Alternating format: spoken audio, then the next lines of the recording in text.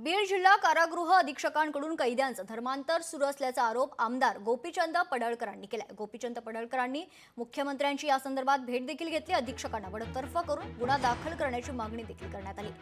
याचाच आढावा घेतलाय आपले प्रतिनिधी हरिदास तावरे यांनी। पाहूयात। भाजपचे आमदार गोपीचंद पडळकर यांनी बीडचे जे कारागृह अधीक्षक आहेत पेट्रस गायकवाड यांच्यावर गंभीर आरोप केल्याचं या ठिकाणी पाहायला मिळतंय।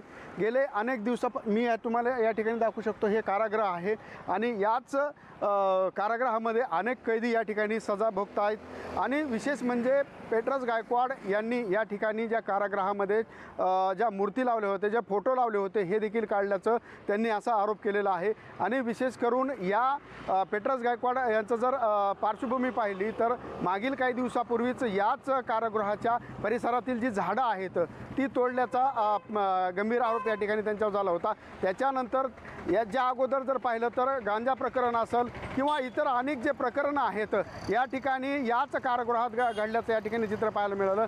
आणि आपण पाहतोय की बीडचं हे कारागृह जो आहे ते पूर्ण चर्चेचा विषय ठरलेला आहे। त्यामुळे गोपीचंद पडळकरांनी या पेट्रस गायकवाड यांची चौकशी करावी अशी देखील मागणी या ठिकाणी केली आहे। त्याचबरोबर मुख्यमंत्र्यांची देखील भेट घेतल्याचं पाहायला मिळालं। त्यामुळे एकूणच या जे कारागृह अधीक्षक आहेत यांच्यावर काय कारवाई होती हे देखील पाहणं तितकंच महत्त्वाचं ठरणार आहे। लोकशाही मराठी ऐका, पहा, जागरूक रहा।